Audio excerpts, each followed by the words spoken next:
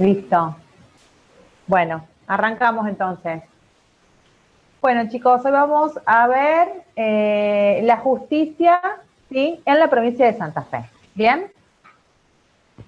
Bueno, como habíamos visto en la clase anterior, en el artículo 5º de la Constitución Nacional establece, ¿sí?, que cada provincia va a asegurar su administración de justicia. ¿Bien? Y va a establecer, ¿sí?, su forma y procedimiento. Bueno, vamos a arrancar con el primer artículo, que es el artículo 83 de la Constitución de la provincia de Santa Fe. ¿Sí? Ahora sí, nos metemos en la Constitución provincial. ¿Qué dice el artículo 83 de la Constitución? ¿Todos tienen la Constitución con ustedes ahí? Sí. Para poder ver juntos los artículos. Bien, perfecto. El artículo 83 establece: el Poder Judicial de la provincia es ejercido exclusivamente por una Corte Suprema de Justicia, Cámara de Apelaciones, jueces de primera instancia y demás tribunales y jueces que establezca la ley. ¿Correcto? Bueno, acá vamos a nuevamente a imaginarnos esa pirámide, ¿sí? Y ahora vamos a ver pura y exclusivamente la competencia ordinaria, local o provincial, que así se la llama, ¿sí? Tenemos entonces una Corte Suprema de Justicia de la provincia de Santa Fe, ¿sí?, como órgano supremo del Poder Judicial. ¿Quién dice eso? Lo dice el artículo 92, ¿sí?, en su inciso primero. Dice: la Corte Suprema de Justicia representa al Poder Judicial de la provincia, o sea, es el órgano supremo, ¿sí?, de la organización judicial. Por debajo tenemos a las cámaras de apelaciones, ¿sí? Y en la base de la pirámide tenemos los jueces inferiores y demás tribunales que establezcan la ley. ¿Sí? Se lo voy a repetir muchas veces, pero así les va a quedar. El artículo 84, ¿sí?, lo que hace es desmembrar un poco este artículo 83 que recién vimos, porque me va a expresar cómo está integrada esta Corte Suprema de Justicia de la provincia, cómo están integradas las cámaras de apelaciones. ¿Qué dice al respecto de la Corte Suprema de Justicia de la provincia de Santa Fe? Dice que va a estar integrada como mínimo por 5 miembros, llamados ministros, ¿sí? Llaman ministros de la Corte, un presidente y un procurador general. Eso dice de la Corte Suprema de Justicia de la provincia de Santa Fe. ¿Qué dice de las cámaras de apelaciones? Dice que las cámaras de apelaciones van a estar integradas como mínimo por 3 vocales, ¿sí? Vocales o camaristas. Y que a su vez esas cámaras de apelaciones pueden ser divididas en salas, ¿sí? Cada sala también va a tener que estar integrada por 3 vocales o camaristas, ¿sí? Siempre va a ser así. Después vamos a ver cuándo se dividen en salas acá en la provincia de Santa Fe, sobre todo en la ciudad de Rosario. ¿Sí? Bueno, ¿quiénes son hoy los integrantes de la Corte Suprema de la provincia de Santa Fe? Tenemos, ¿sí?, como presidente de la Corte Suprema al doctor Roberto Falistoco, ¿sí? Después ustedes lo pueden ver en la página del Poder Judicial de la provincia de Santa Fe si quieren chusmear un poco, ¿sí?, la estructura. Tenemos 5 ministros, ¿sí? Esos 5 ministros, ¿sí?, están el doctor Eduardo Spuller, el doctor Rafael Gutiérrez, la doctora María Angélica Gastaldi, el doctor Mario Netri y el doctor Daniel Herbeta. 5 ministros, ¿sí? Y el procurador general es el doctor Jorge Barraguirre, con B larga, Barraguirre. Yo me los anoté porque me olvido los nombres de pila y no les quería decir nada que no tuviera certeza. Bien. ¿Dónde está la sede de la Corte Suprema de Justicia de la provincia de Santa Fe? En la ciudad de Santa Fe. ¿Sí? Ahí está el asiento principal de la Corte.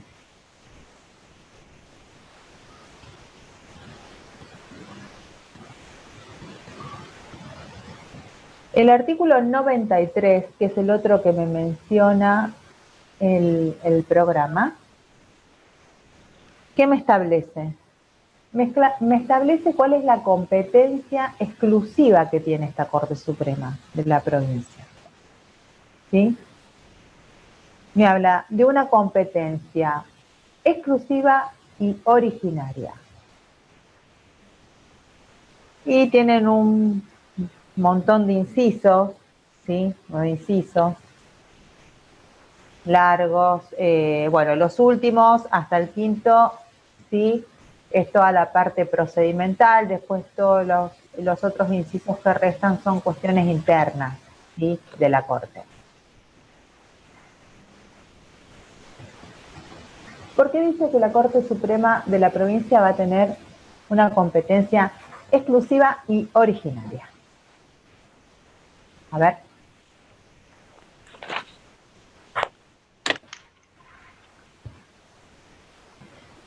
Pueden decir lo que les parezca, lo que sea. ¿Por qué les parece? Exclusiva sería porque solo ella se ocupa y originaria porque no lo hace en grado de apelación, sino en primera y única instancia. Perfecto. Muy bien, Emilio. Exactamente. Así es. ¿Sí? Originaria es porque no lo hace siguiendo las etapas procedimentales, sino que ellas van a actuar de manera, sin pasar por las etapas anteriores, por las instancias anteriores, ellas van a entender de manera directa. ¿Sí? A eso le llamamos originaria y exclusiva. ¿Bien? Bueno, hay una serie de incisos, sí, yo no me quiero ponerle a explicar porque es todo muy procedimental, y no los quiero marear. Pero bueno, vamos a leer los que para mí, sí, son los más importantes eh, para que ustedes conozcan. Bueno, el primero dice los recursos de inconstitucionalidad que se deduzcan contra las decisiones definitivas de los tribunales inferiores sobre materias regidas por esta Constitución. Bueno, este primer inciso es el único en donde el artículo establece que es necesaria una sentencia emitida por un órgano inferior, ¿sí? Y que esa sentencia vaya en contra de los principios constitucionales. Entonces, en ese caso, ¿sí? Se puede solicitar un recurso de inconstitucionalidad. Solo tenemos una ley provincial donde establece todo el procedimiento. ¿Y que vaya en contra de qué, profe? De la Constitución, de los derechos y garantías de la Constitución. ¿Sí? Por eso se llama recurso de inconstitucionalidad. Que esa sentencia de ese órgano inferior, ¿sí? Vulnera alguno de los derechos y garantías constitucionales. Después tenemos el inciso 2, ¿sí? Que nos habla de los recursos contenciosos administrativos sometidos a su decisión en los casos y modos que establezca la ley. Bueno, medio complicado. ¿Qué es un recurso contencioso administrativo? Bueno, se los voy a hacer, voy a tratar de hacérselo práctico para que lo entiendan con un ejemplo, ¿sí? Y no los quiero digamos, complicar demasiado, porque ya el derecho administrativo a mí me parece súper complicado. Me imagino a los que no lo conocen, pero es un derecho complicado. Bueno, nosotros tenemos que tener, para interponer ese recurso ante la Corte de la provincia, contencioso administrativo, que así se le llama. ¿Por qué se le llama contencioso? ¿Sí? Eso también lo vamos a ver en un rato. Tenemos dos tipos de juicios nosotros, contenciosos y voluntarios. ¿Sí? Esa es la clasificación más general. ¿Cuáles son los contenciosos? Son aquellos en donde hay contraposición de intereses. ¿Sí? Viene de contienda la palabra contencioso. En cambio, en los juicios voluntarios, no existe esa contraposición de intereses, sino que existe solamente una parte, que es la parte actora, ¿sí?, que busca la declaración de un derecho. No tenemos contraposición de intereses. Ahí tenemos la clasificación más general de tipos de juicios, contenciosos y voluntarios. Por supuesto que abundan los voluntarios, ¿sí? Bueno, en este caso es un recurso contencioso administrativo. Ya les expliqué lo que quería decir la palabra contencioso. Vamos a administrativo. Bueno, para que exista este recurso tiene que haber una etapa previa administrativa, o sea, tiene que haber una resolución administrativa. ¿Cuándo hay una resolución administrativa? Cuando la dicta un órgano administrativo. Ejemplo, ¿a alguien se le ocurre? ¿Quién podría dictar una resolución administrativa? De lo más conocido acá, pensando en la ciudad de Rosario. ¿La municipalidad? La municipalidad, así es, Santiago, la municipalidad. ¿Sí? Un ejemplo.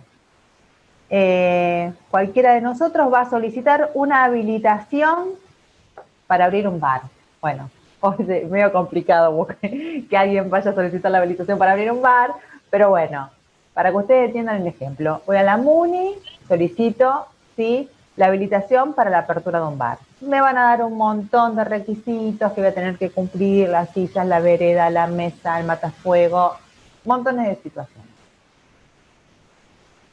Voy entregando, entrego los papeles que me piden, me dicen que no, que falta otro, y así me tienen. Hasta que definitivamente me dictan una sentencia denegando la habilitación del bar.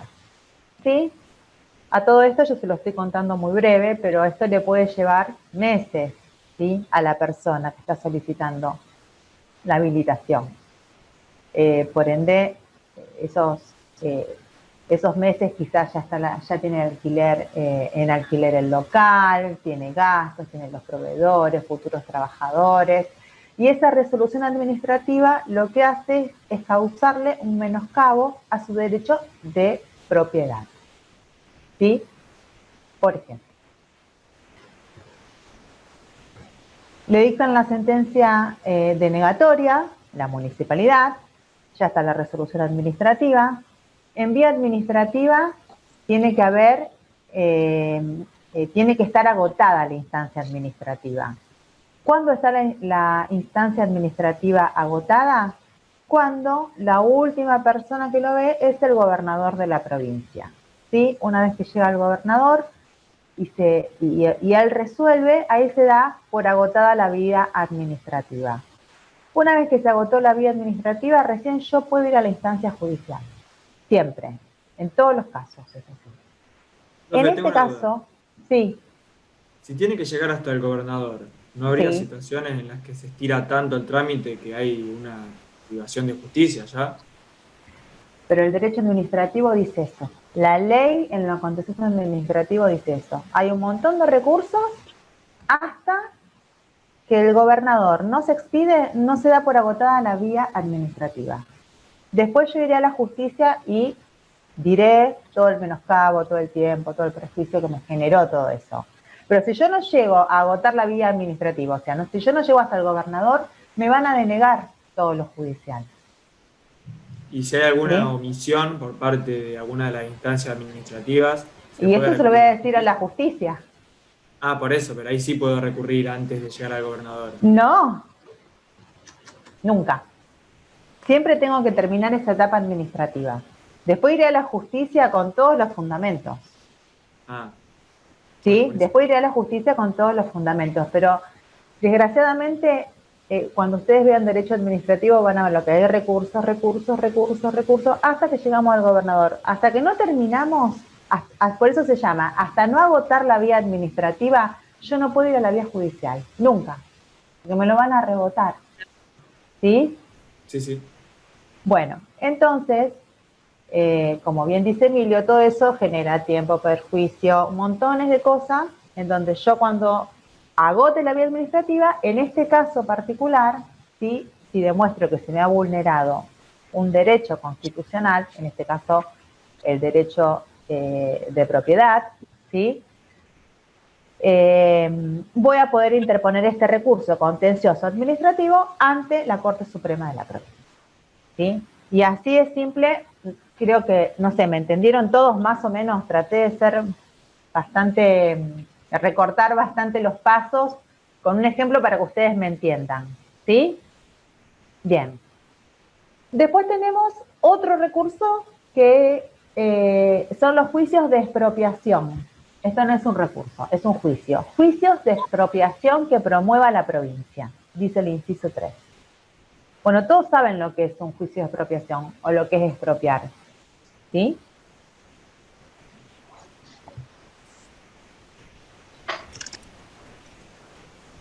¿Qué es expropiar, chicos? Para los que saben, para los que lo vieron en abogacía, más o menos con sus palabras. Una forma de apropiación de un bien por parte del Estado fundado en el interés social. Así es, así es. Muy bien, Emilio. ¿Quién puede expropiar? El Estado, ¿sí? En cualquiera de sus ámbitos, en el ámbito nacional, en el ámbito provincial y en el ámbito municipal, ¿sí? En este caso particular del artículo 93, me dice que tiene que ser la provincia, ¿sí? La que esté expropiando. Ya me está dando ese requisito.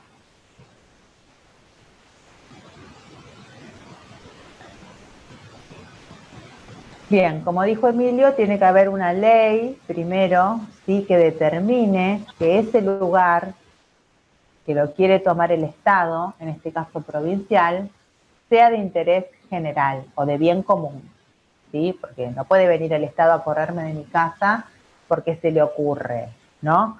Sino que primeramente tiene que haber una ley, ¿sí? Que establezca el interés común o general, o el bien común, ¿sí? Entonces, ¿qué es lo que yo voy a ir a solicitarle a la Corte? Además de establecer, para los que no estudian derecho, además de establecer sí, el bien común mediante una ley, el Estado, al momento de expropiar, va a tener que pagar una justa indemnización, ¿sí? Al propietario de ese inmueble. ¿Está? Entonces, ahí es donde surge el inconveniente, en la justa indemnización, porque muchas veces a lo mejor para el Estado es justa la indemnización, pero generalmente para el propietario no lo es, por varios factores, ¿sí? No solo el económico o patrimonial, sino que también puede haber factores afectivos, ¿sí? Entonces, lo que yo voy a discutir a la Corte Suprema es el monto de la indemnización, ¿sí? ¿Y si hay una apropiación municipal, también se dirime en la Corte No, o en la justicia ordinaria? la justicia ordinaria, porque este solamente, fíjate, si ustedes tienen el inciso, dice que promueva la provincia, ¿sí? Nos da ese requisito específico, que promueva la provincia. Bueno. ¿Bien? Bueno, de nada. Y después tenemos el recurso de revisión de sentencia, ¿sí? Ahí ya entramos en el ámbito penal.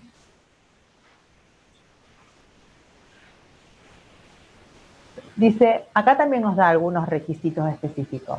Nos dice, los recursos de revisión de sentencias dictadas en procesos criminales, ¿sí? En los casos establecidos por la ley. Bueno, en verdad lo que dice la ley es que esa sentencia tiene que estar firme, ¿sí? Vieron que en la otra clase hablamos de sentencia firme o cosa juzgada. Bueno, esa sentencia tiene que estar firme. ¿Cuál es la finalidad de interponer este recurso, ¿sí? De revisión de sentencia? El Código de Procedimiento Penal dice que lo que se busca es la nulidad de esa sentencia.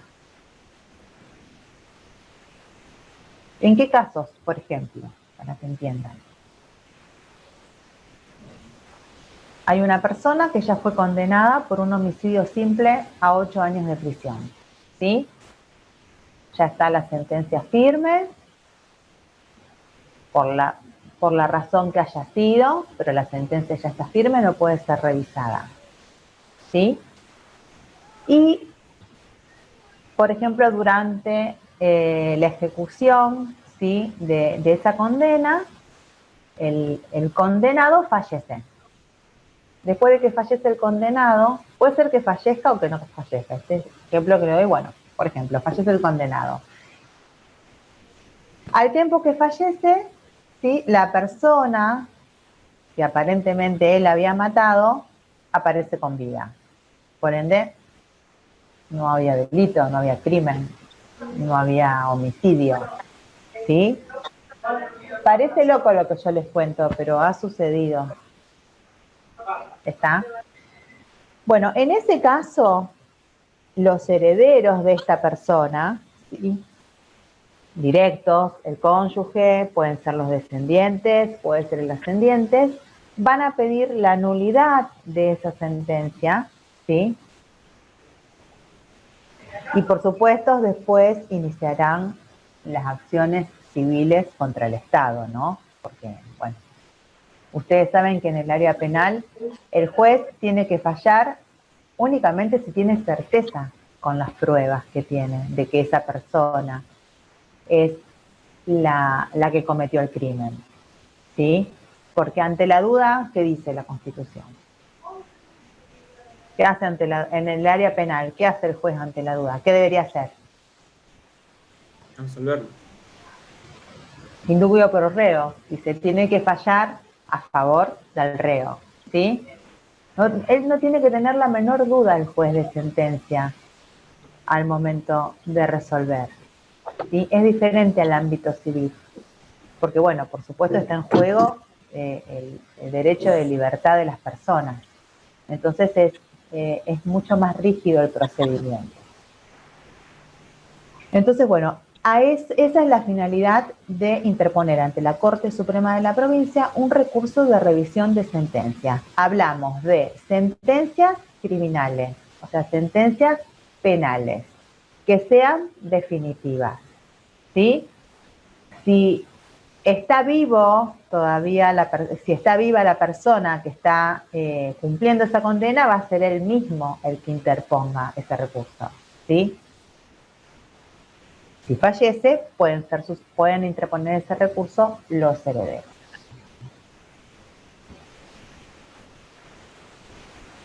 Bueno, y pienso que hasta acá estamos, ¿sí? Porque el resto son cuestiones muy internas, ¿sí?, entre los otros poderes y cuestiones más de gobierno. Entonces, acá algunos ejemplos de los recursos que se pueden interponer ante la Corte de la provincia.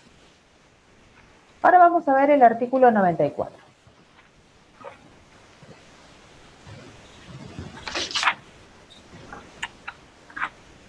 El artículo 94 establece: los demás tribunales y jueces ejercen la jurisdicción contenciosa y voluntaria que corresponda a la provincia, con las competencias que establezca la ley, asimismo las funciones de otra índole que esta ley encomiende.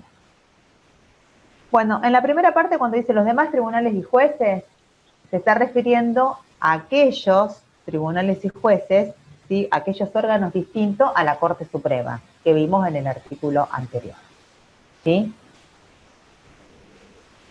que ejercen la jurisdicción contenciosa y voluntaria. Bueno, yo hace un ratito les expliqué la diferencia entre lo contencioso y lo voluntario. Le quiero mencionar cuáles son los juicios voluntarios que tenemos nosotros acá en la provincia de Santa Fe. Contenciosos son la mayoría, 95%. O sea, la mayoría tenemos contraposición de intereses, ¿sí? Juicios voluntarios. Una sucesión, una declaratoria de herederos es un juicio voluntario, ¿sí?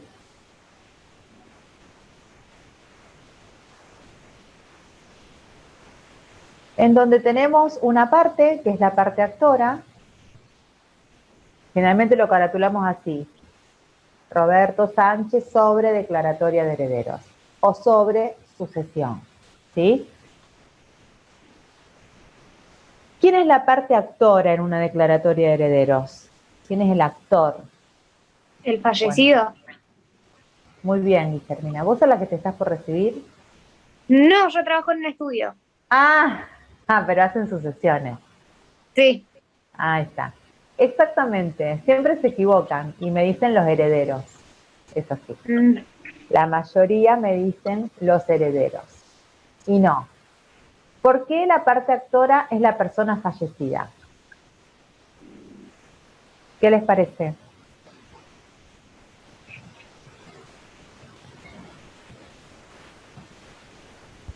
A ver. Y porque yo pienso que porque si porque es la herencia de él, o sea, lo que él deja es para los herederos, no sé cómo se llama. Vas muy bien encaminada, Guillermina. Así es. En Es realidad, el que deja la cosa, el bien. sí, o sea, es el que deja los bienes, pero esa no es el fundamento de por qué es el actor. El actor es la persona fallecida. ¿Por qué? Porque por su muerte, o sea, a raíz de su muerte, de ese acontecimiento que es la muerte, es que se abre la sucesión. ¿Sí? ¿Se entiende? Sí. Sin su muerte, por supuesto que como dicen ustedes, ¿quién va a abrir la sucesión de una persona que no tiene bienes? Nadie. Porque la apertura de una declaratoria de herederos tiene una finalidad netamente patrimonial, chicos. Nadie va a abrir una sucesión de una persona que no tiene nada, que no tiene bienes. ¿Sí? ¿Está? Sí. Al margen de eso, él es el actor porque por su muerte se abre esa sucesión. ¿Bien? Bueno, ese es uno de los juicios voluntarios que tenemos. Otro juicio voluntario que tenemos, que se usa mucho, es la sumaria información. Sumaria información. ¿Para qué se utiliza este juicio voluntario de sumaria información? Bueno, es un juicio sumario, ¿sí? Al igual que la declaratoria de herederos. ¿Qué quiere decir sumario? Bueno, nosotros tenemos diferentes tipos de juicio, ¿sí? Dentro del Código de Procedimiento porque tenemos diferentes etapas y diferentes plazos, ¿sí? El juicio más largo, con plazos, con más etapas y plazos más largos, es el juicio ordinario. Después le sigue el sumario y el sumarísimo. El sumario lo que hace es reducir etapas y bajar los plazos. Entonces, por ende, es más rápido que un juicio ordinario. Y el sumarísimo es aún más corto que un juicio sumario, ¿sí? Esta es una sumaria información. ¿Para qué se usa la sumaria información? ¿Alguien sabe? Nunca tuvieron que iniciar ninguna.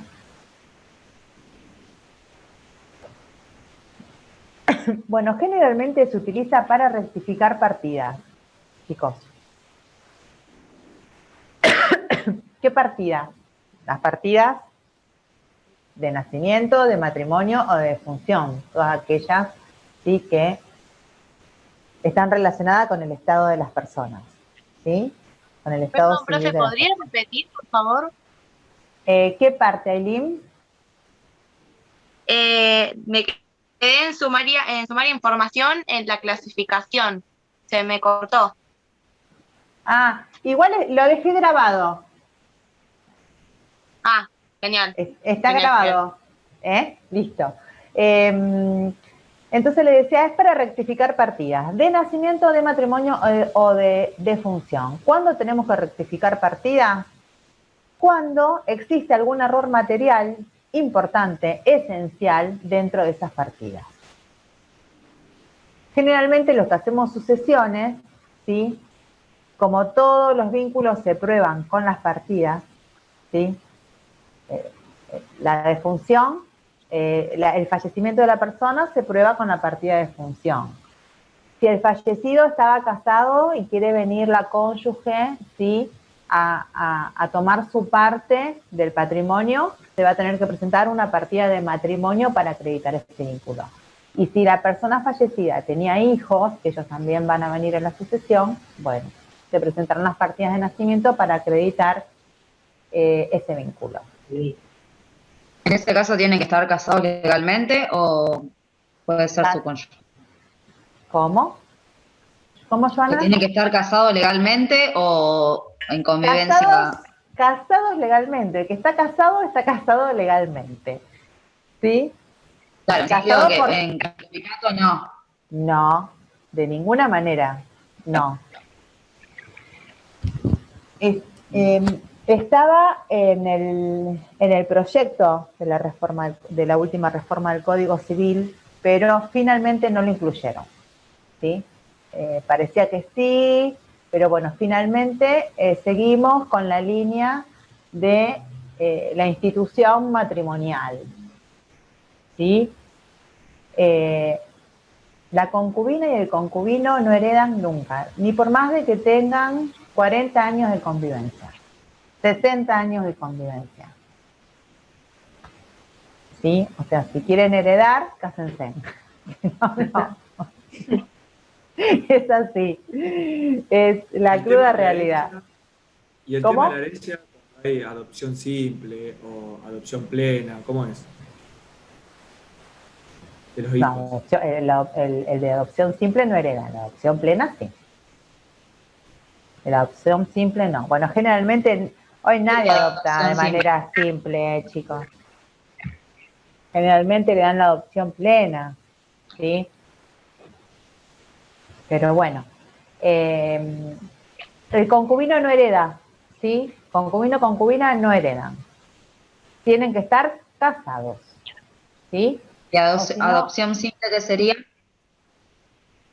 Y tiene muchas menos, yo no me especializo, hago derecho de familia, pero no me especializo en adopciones, ¿sí? Yo sé lo de la adopción simple y la adopción plena porque sí di derecho sucesorio en la facultad. La adopción plena es como si el hijo fuera biológico, ¿sí? Tiene los mismos derechos, exactamente los mismos derechos. En la adopción simple no, es mucho más recortado, ¿sí? Los derechos que se le da a la persona que se adopta. Son mucho más acotados. La adopción simple se asemeja a un hijo, ¿sí? Biológico. ¿Está? Por eso le decía, hoy en día lo de la adopción simple prácticamente no se da. La mayoría se le da la adopción plena. En una adopción simple, ¿él seguiría heredando a su padre anterior? Sí. Sí, así es. Así es. Correcto. Sí, porque el vínculo no se ha roto. O sea, no, legalmente hay cosas que no se hicieron y heredaría así a su padre anterior. Va, a su padre, no sé llamarle padre anterior, a su padre, a sus padres. Bueno, entonces les decía, en ese caso, si hay algún error material muy esencial en alguna de las partidas, que generalmente estos saltan las sucesiones, ¿por qué? ¿Cuál sería un ejemplo? Quizás, chicos, en la partida de defunción de la persona, del causante, que así se le llama a la persona fallecida, ¿sí? Del causante, su apellido, a lo mejor está D'Agostino con diéresis arriba, y después en el de matrimonio está sin la diéresis, ¿sí? Y para el fiscal, que es la persona que controla todo eso, él dice que puede no ser la misma persona. ¿Está? ¿Sí? También sucede con el tema de la nacionalidad. Bueno, el cambio del número del DNI, ni hablar, ¿sí? El estado civil también es muy importante. Entonces, bueno, en esos errores materiales esenciales dentro de cualquiera de las partidas, el fiscal, que es el que controla, una vez que uno inicia la declaratoria de heredero, se le corre la primera vista al fiscal. ¿Qué va a hacer el fiscal? El fiscal va a controlar todo eso ante la mínima diferencia que haya entre una partida y la otra, me va a decir que rectifique esa partida. ¿Sí? Rectificar una partida suspende el juicio sucesorio y una sumaria puede durar entre 6 y 7 meses, depende de la agilidad y la inmediatez del juzgado. ¿Sí? O sea, es un garrón, así les digo. Sobre todo si los herederos tienen urgencia en que esa declaratoria de herederos salga, porque a lo mejor hay que vender bienes, bueno, la urgencia que sea. Entonces, bueno, es una situación que si bien se salva, se subsana, pero bueno, hace que si mis clientes están apurados, bueno, garrón, hay que esperar, se suspende todo hasta que no esté rectificada la partida, no se sigue el trámite, es así. ¿Para qué se usa también la sumaria información? Para acreditar concubinato. Ahí que una compañera antes me preguntó si heredaba, no hereda, pero puede suceder que los concubinos sí tienen derecho a una pensión, ¿sí? Eso lo saben. Y también tienen derecho al cobro de las indemnizaciones en los accidentes laborales y en las indemnizaciones laborales, ¿sí? En eso también. Esto lo usan mucho los colegas que se dedican al derecho previsional, ¿sí? Hay que acreditar un concubinato. Muchas veces, bueno, existe una declaración jurada que se hace en tribunales, ¿sí? En los juzgados de circuito, uno lleva 2 testigos y hace una declaración jurada que dice, bueno, que están conviviendo las partes. Y eso yo lo hice. Claro, lo hiciste. Sí. Con los datos personales, van 2 testigos, eso sobre todo se usa para el tema de la obra social, que la piden las obras sociales, ¿sí? Ese trámite, ¿sí? La ANSES muchas veces no le sirve eso solo. Entonces solicita que se haga la sumaria información para acreditar esa convivencia. Y también es una demora así. Es una demora así. Pero bueno, para eso se usan la sumaria información, chicos. Y esos son los juicios voluntarios, no tenemos otros. Son solo esos. El resto son todos contenciosos. Bueno. ¿Alguna duda? No. No. Bien. El artículo 94 después dice, con las competencias que establezca la ley. Nosotros tenemos una ley, ¿sí? Que es la Ley Orgánica del Poder Judicial, la Ley 10.160 de la provincia de Santa Fe, que es la que se ocupa de organizar todo el Poder Judicial en la provincia de Santa Fe, desde la Corte hasta los tribunales inferiores. En el artículo 1, esta Ley Orgánica del Poder Judicial de la provincia de Santa Fe me enumera cuáles son las competencias que existen, ¿sí? En la provincia de Santa Fe. O sea, cuáles son las competencias que van a tener los jueces.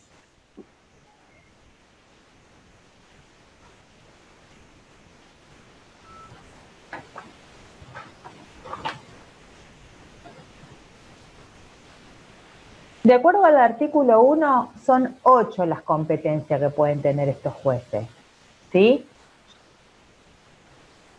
Entonces les voy a mencionar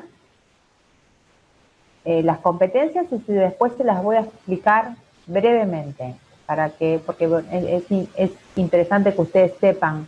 Bien, esto no está en el programa, pero como después nosotros vamos a ver este cuadro de las competencias materiales, que les dije que era para hoy, ¿sí? No sé si hoy vamos a llegar a verlo, pero es importante que sepan cuáles son todos los tipos de competencias que tenemos en la provincia de Santa Fe, ¿verdad? Que tienen los jueces, ¿Sí? ¿Se acuerdan que en la clase anterior vimos el concepto de jurisdicción y competencia? ¿Está? Bien, y cuando hablamos de competencia, hablamos de la facultad que tienen los jueces de intervenir en un caso en concreto. Entonces, acá vamos a poder visualizarlo un poco más. Una de las competencias, bueno, el artículo dice, para la organización del Poder Judicial de la provincia de Santa Fe, esta ley atribuye la competencia en razón de. Primero tenemos competencia territorial. El segundo inciso me menciona la competencia material. Después tenemos la competencia funcional, la competencia personal, la competencia cuantitativa, la competencia por conexidad, Perdón. por conexidad, Conectividad. sí, ahí se los anoto, a ver. Conectividad de conexión. Sí.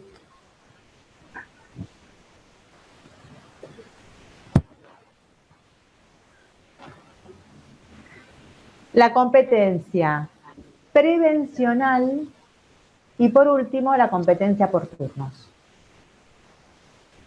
Esos son los 8 tipos de competencias que tenemos en la provincia de Santa Fe, conforme al artículo 1 de la ley orgánica.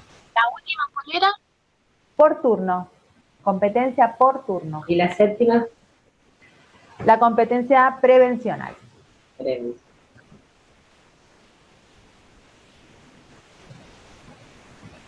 Bueno, vamos a la primera, que es la más fácil de todas. Competencia territorial.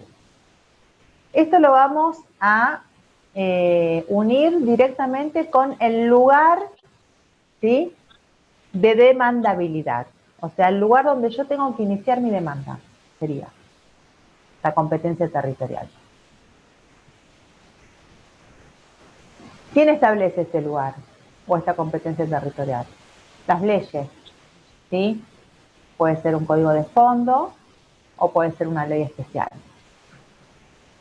Hablando de sucesiones, ¿sí?, el mismo Código Civil establece que el juez competente para entender en una sucesión es el juez, va a ser el juez del último domicilio del causante. ¿Sí? Ahí tenemos el lugar, me está hablando de un lugar. El juez del último domicilio del causante. Es más, en el derecho sucesorio esta competencia, ¿sí?, no puede dejarse sin efecto. O sea, no se puede prorrogar en otro juez. ¿Está? O sea, si la persona tenía su último domicilio acá en Rosario, yo voy a iniciar la sucesión de esa persona ante el juez de primera instancia de distrito civil y comercial de algunas de las nominaciones de Rosario. ¿Sí? Ese señor vivía acá, si tiene los 4 hijos viviendo en San Juan, y bueno, se van a tener que buscar un abogado acá en Rosario. ¿Está? Porque es una competencia que no se puede prorrogar. ¿Dónde más tenemos lugar de demandabilidad? En los juicios de divorcio. En los juicios de divorcio, el Código Civil establece que va a ser competente el juez del último domicilio conyugal.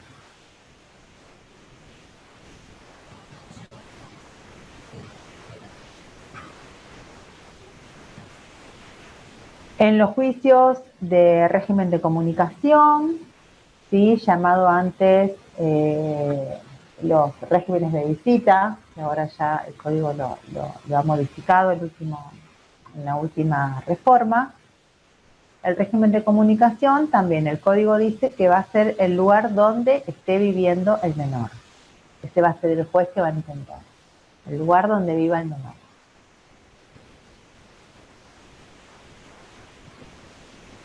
Fácil. No, Sí, tengo la una consulta. Sí. ¿El juez tiene que ser de ese domicilio y los abogados también? Y los abogados para trabajar con ese juzgado tienen que fijar el domicilio ahí, y si no, en el lugar donde está el juzgado, ¿sí? Por ejemplo, yo inicié un divorcio en Villa Constitución. Yo tengo mi matrícula, me sirve para trabajar en toda la provincia de Santa Fe. Pero el abogado tiene que tener domicilio, ¿sí? O residencia donde están los tribunales, donde está el juzgado. ¿Sí? Si no tenés ningún conocido que te pueda ceder el domicilio de su estudio en ese lugar, podés fijarlo en los tribunales donde se lleva adelante la causa. ¿Sí? ¿La matrícula puede acreditarse en alguna otra provincia? ¿O cómo es? Vos podés sacar matrícula en las provincias que quieras, pero después las tenés que mantener. Claro. Es caro. Es muy caro. Sí, por ejemplo, yo en San Nicolás no podría, ya es provincia de Buenos Aires. Entienden, como pergamino. O sea, tenés que tener un caudal grande de juicios, porque vos tenés que mantener la matrícula como yo la mantengo acá en Santa Fe. Todo tiene un costo. Sí, vos podés tener las matrículas. Yo tengo la matrícula provincial y después, bueno, la federal, que me sirve también para las causas federales, y en algún lugar que pueda, bueno, en Buenos Aires, si en algún lugar federal también podré utilizarlo, pero fuera de eso, en la provincia de Buenos Aires yo no puedo trabajar, ¿sí? Pero no es rápido el trámite, ¿o sí? Por ejemplo, yo decía, bueno, un juicio muy grande, me conviene sacar la matrícula. ¿Es algo que sale rápido o no? Evidentemente no. Y como para matricularte necesitas mucha plata. Si tenés la plata, calculo que va a ser rápido. Igual que vieron, para matricularse acá te piden fiadores. No sé lo que está la matrícula ahora, no tengo idea, pero siempre nunca fue tan barata, chicos. No sé si alguien conoce cuál es el precio hoy de matricularse acá, pero siempre fue un dinero importante. Después te pedirán varios requisitos más, pero formales, pero acá, además de pagar, ¿sí? El costo de la matrícula, también tenés que llevar un fiador, un garante. Pero bueno, eso depende de cada localidad, por eso desconozco. Pero bueno, si vos tenés el dinero para pagar la matrícula y después poder mantenerla, porque la tenés que mantener, si te vas a sacar la matrícula por un solo juicio, ni te conviene. Porque vos te matriculás y tenés que pagar después todo el año, porque si no eso te genera una deuda con el colegio de abogados. ¿Está? Entonces hay que pensarlo a eso bastante bien. Bueno, seguimos. Vamos al inciso 2, la competencia material. Esto también es fácil, ¿sí? Es la materia sobre la cual versa la pretensión, o sea, la materia en la cual se funda el juicio, ¿sí? ¿Qué materias tenemos acá? Bueno, esto es lo que vamos a empezar a ver la clase que viene, porque hoy no vamos a terminar. Tenemos todas estas materias en Santa Fe. Tenemos la civil y comercial, tenemos la materia penal, la materia laboral, la contencioso administrativa y la penal. Esas son todas las materias o todos los fueros que tenemos en la provincia de Santa Fe y también acá en Rosario. Después, cuando veamos bien el cuadro con las competencias materiales, ¿sí? Vamos a ver, por ejemplo, yo le voy a dar un ejemplo grosero para que ustedes entiendan. Yo tengo que presentar un divorcio vincular. No lo voy a presentar ante un juez en lo penal. Está claro, ¿no? Es re grosero y es de asno el abogado que hace eso, pero es para que ustedes entiendan, ¿sí? Está. Entonces, cada juez, ¿sí? En su materia. Acá en el cuadro están todos los artículos en donde la ley orgánica establece en qué causas va a entender un juez de primera instancia en lo civil y comercial, en qué causas va a entender un juez de distrito de primera instancia en lo penal, en cuáles un juez en lo laboral, ¿sí? En cuáles un tribunal colegiado de familia, de responsabilidad extracontractual, de circuito, y después tenemos ya lo contencioso administrativo. A eso le llamamos competencia material. Por supuesto que hay jueces en donde van a recaer varias de estas competencias, ¿sí? Después tenemos el inciso 3, que es la competencia funcional, que hace al grado de conocimiento. Eso vimos las instancias, ¿sí? La clase anterior. Sabemos que las cámaras de apelaciones es el segundo grado de conocimiento. ¿Está? Entonces ellas van a intervenir por una competencia funcional y también después va a ser una material porque cada fuero tiene su cámara de apelaciones, ¿sí? Respeta la materia en el proceso. Después tenemos la competencia personal, ¿sí? Que hace a las personas que se hallan en el litigio.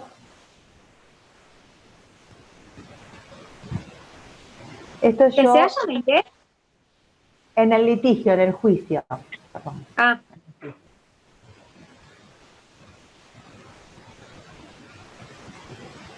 Después tenemos el inciso 5,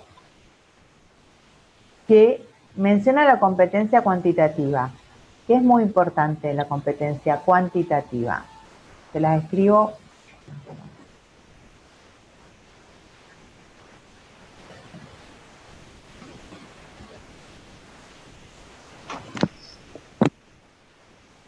La competencia cuantitativa hace, ¿sí?, al valor pecuniario, ¿sí?, al monto de la demanda dentro del proceso judicial. ¿Sí? Cada vez que yo interponga, ¿sí?, una demanda que tiene, ¿sí?, un monto en dinero, voy a tener en cuenta esta competencia cuantitativa. Nosotros nos manejamos, de acuerdo a la ley orgánica del Poder Judicial, con un monto llamado jus, ¿sí?, que es con el que se miden esta competencia cuantitativa. El jus tiene un valor que le otorga la Corte Suprema de Justicia de la provincia, ¿sí?, que no lo va actualizando muy seguido, pero bueno, establece un monto. Yo les voy a dejar como tarea para la clase que viene que ustedes me averigüen cuál es el monto hoy de una unidad jus, ¿sí?, dentro de la provincia de Santa Fe. ¿Está?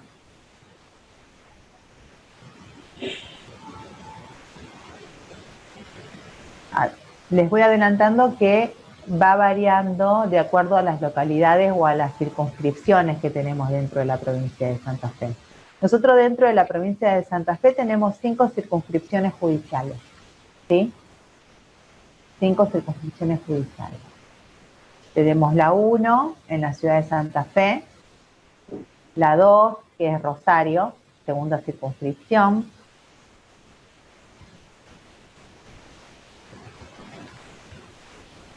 después tenemos Venado Tuerto,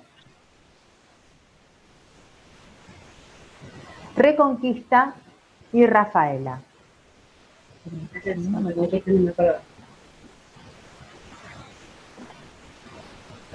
Esas son las 5 circunscripciones que tenemos.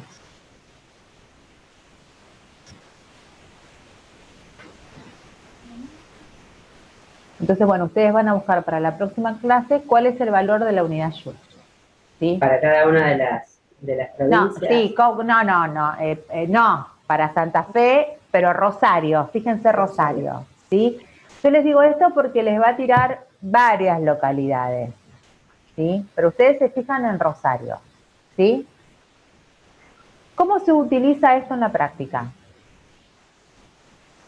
Esto lo vamos a ver, ¿sí? Nosotros vamos a presentar un cobro de pesos, por ejemplo, en El cobro de pesos es un juicio civil y comercial, ¿sí? En este caso, del ejemplo que le estoy dando yo. Y nosotros tenemos jueces de primera instancia, de distrito en lo civil y comercial, y de circuito en lo civil y comercial, ¿sí? Para el tema de la competencia cuantitativa, ¿sí? La ley orgánica establece que hasta 60 unidades JUS,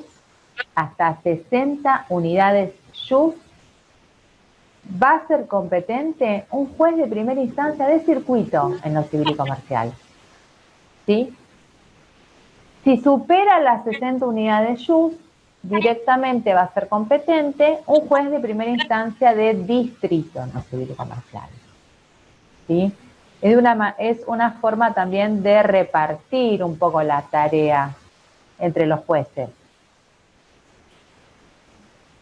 Para eso se utiliza la competencia cuantitativa. Cuando yo tenga, ¿sí?, un monto en mi demanda.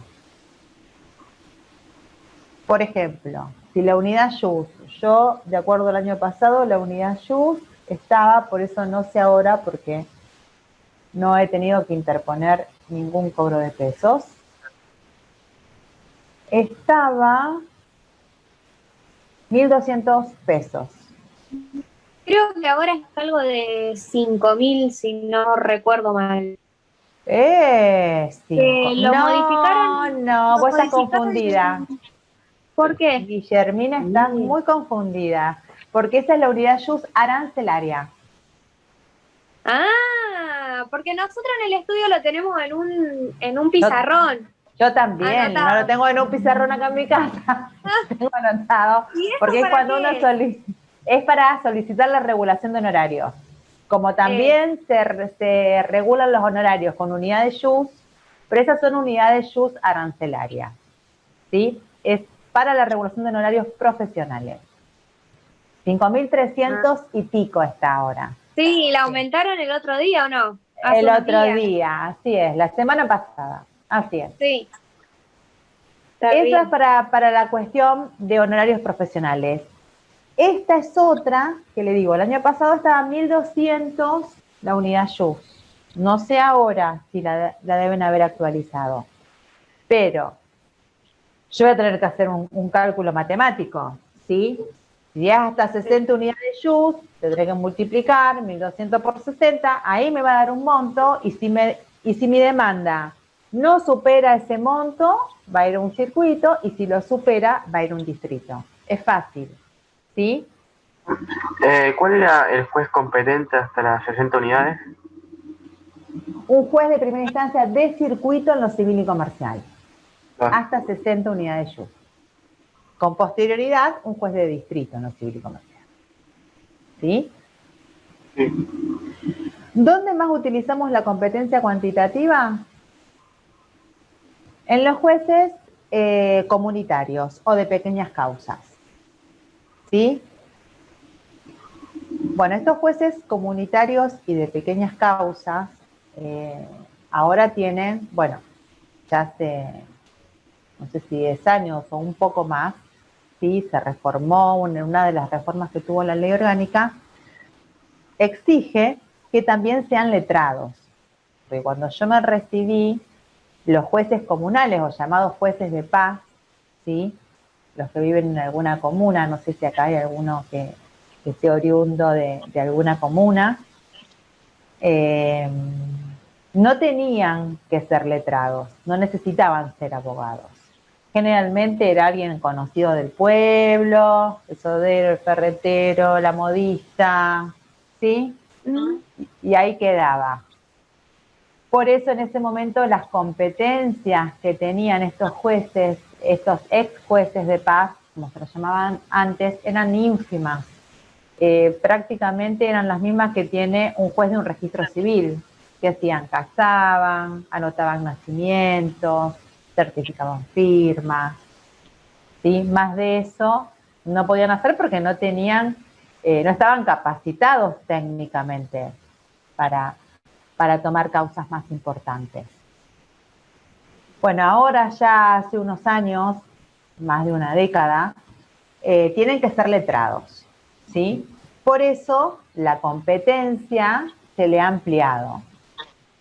Y dentro de la competencia cuantitativa, dice que ellos van a poder, ¿sí?, tomar cobros de pesos hasta 10 unidades YUS. ¿Sí? Hasta 10 unidades YUS. Bueno, acá en Granadero Baigorria está el juzgado de pequeñas causas. ¿Había alguno de Granadero Baigorria? No, Capitán Bermúdez, ¿no? No Baigorria. Capitán Bermúdez, así es. Pero bueno. Sí, en Bermúdez. Cuando haya que iniciar alguna demanda hasta 10 unidades YUS, la puede llevar adelante un juez de pequeñas causas o juez comunitario, ¿sí? Entonces, en esos 3 casos, nosotros vamos a tener en cuenta la competencia cuantitativa. ¿Bien? Eso es importante. Por eso, para la próxima clase me van a decir cuál es el valor que tiene. Sí. ¿Alguien me habló o no? No, bien. ¿Qué otra competencia tenemos? Interesante. La competencia por conexidad.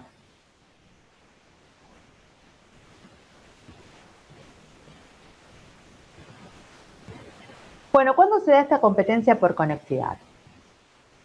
Bueno, en realidad tenemos que tener mismos sujetos, ¿sí? Y la misma materia, o el mismo fuero. ¿Dónde se utiliza mucho esta competencia por conexidad? En los tribunales colegiados de familia, ¿sí? Vamos a un ejemplo. Primero, ustedes saben que cuando inician una demanda va a sorteo, ¿sí? No se puede elegir el juez. O sea, eso entra una maquinita, tiki tiki, se sortea el juzgado. ¿Bien? En estos casos, en las competencias por conexidad, vamos a un ejemplo. Una pareja se divorció hace 10 años y en el sorteo, ¿sí?, resultó competente el Tribunal Colegiado de Familia número 5 de Rosario. ¿Bien? Después, con posterioridad, esa pareja que se divorció, bueno, tenía hijos y surge un conflicto entre la cuota alimentaria de los hijos de esa pareja que se divorció. Entonces, cuando yo ingrese los alimentos, ¿sí?, cuando yo ingrese el juicio de alimentos, bueno, alimentos, divorcio, régimen de comunicación, eso tramita todo dentro de un tribunal colegiado de familia, ¿sí? Cuando yo ingrese mi juicio de alimentos, en vez de ir a sorteo, ¿sí?, directamente yo voy a poner que hay una conexidad, ¿está?, para que entienda el mismo juez de familia que entendió en ese divorcio, ¿sí?, porque se entiende que ya va a tener conocimiento, no, ni se acuerda el juez. Pero bueno, es también una situación para que estén todos los expedientes vinculados con los conflictos de esa familia, ¿sí?, tramitando ante el mismo juez y no haya que solicitar a los otros tribunales colegiados de familia, a los otros expedientes y demás, sino que los van a unir a todos por cuerda, así se llaman, ¿sí?, y a todos esos expedientes unidos por cuerda los llamamos conexos.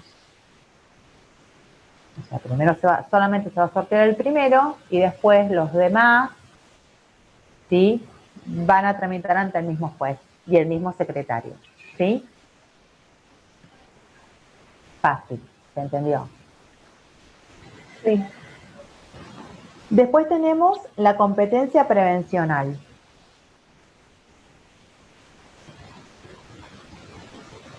Bueno, esta competencia sí se utiliza o se suele ver también en los juicios sucesorios. Ustedes saben, cuando fallece una persona, no se pueden abrir muchas sucesiones sobre esa persona, sino que solo se abre una. ¿Bien? De acuerdo a la competencia territorial que nosotros vimos en el inciso primero, ¿sí?, nosotros tenemos todos los pueblitos de Santa Fe, de los circuitos, de los distritos, de las circunscripciones, todo en la ley orgánica del Poder Judicial. Puede ser que una persona haya fallecido en una localidad donde puedan entender diferentes jueces. ¿Está? Entonces se abre la sucesión de esa persona que falleció en un lugar, ¿sí? Por supuesto, los herederos, imagínense que no deben tener ni comunicación. Y también se abre después del mismo causante en otro lugar. Como no están conectados los lugares, ¿sí? A mí me pasó con una persona que murió en los Quirquinchos. ¿Sí? Quirquinchos, vos con la ley orgánica, yo podía interponer la sucesión ante el juez de Venado Tuerto, ante el juez de Firmat o ante el juez de Melincué. ¿Sí? Yo inicié la sucesión ante el juez de Venado Tuerto. Esa era una sucesión testamentaria. Otros herederos testamentarios la abrieron en Melincué, pero la abrieron con posterioridad. Entonces, en este caso, ¿qué dice la ley? Que la sucesión va a seguir ante el juez que previno. ¿Cuál es el juez que previno? El juez que primero, sí, tomó conocimiento de esa sucesión, el primero que intervino en esa sucesión. Por ende, el juez que siguió la sucesión fue el juez de Venado Tuerto, que fue donde se inició, ¿sí? Primeramente. Lo que se hace después es solicitar que se remitan las actuaciones de Melincué a Venado Tuerto, pero sigue, ¿sí?, el juez que previno, o sea, el juez que primero, ¿sí?, tomó intervención en esa sucesión. A eso le llamamos competencia prevencional. ¿Bien? Y nos queda la última competencia, que es la competencia por turnos. Bueno, esto se ve mucho en época de feria judicial. Ustedes saben que, o también fuera del horario, ¿sí?, hábil judicial, hay jueces que trabajan por turnos, ¿sí? Con estos turnos, ¿quién los delimita? Los delimita la Corte Suprema de Justicia de la provincia de Santa Fe. ¿Sí? Por ejemplo, ahora en julio nosotros tenemos la feria judicial, ¿sí? Un mes y medio antes ya la Corte se pone a hacer un diagrama de los juzgados que van a estar de turno en lo laboral, en familia, en penal, en responsabilidad extracontractual. Por supuesto que va a tener en cuenta quienes estuvieron de turno en la feria de enero, ¿sí?, que lo desdoblan porque son 15 días y 15 días. Entonces, no va a volver a poner a los mismos, ¿sí? Entonces, por eso, cuando hablamos de turno, hablamos de un reparto equitativo de tarea entre los jueces. A eso le llamamos competencia por turnos, ¿sí?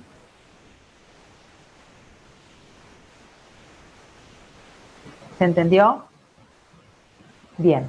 Bueno, entonces terminamos acá, chicos, el día de hoy, para arrancar directamente la clase que viene con el cuadro de las competencias materiales. ¿Eso estaba en el campus, el cuadro ese? Sí, sí, en el buenísimo. módulo 1. Gracias. No, de nada. ¿El resto de los chicos lo vio al cuadro? ¿Vio el material? Sí.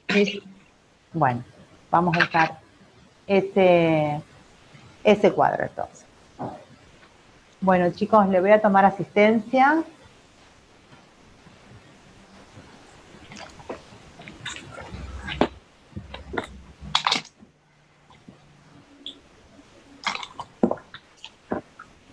Alegre Juana. Presente. Belici Diana. Presente. Blanc Estefanía. Presente. Chaparro Irina. Presente. Cornejo Santiago. Presente. Ferreira Sara. Presente. Bien. Yoko Blas, presente creo. ¿Sí? Sí, sí. Perfecto. Karcher Joana. Presente. Locati Agustín. Presente. Maidana Yanina. Presente, ahí te vi. Bien. Maldonado Miriam.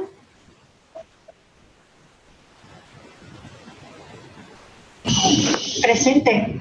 Ah, bien, listo. Menacho Eugenia. Presente. Minio Yamila. Presente. Paglialunga Adrián.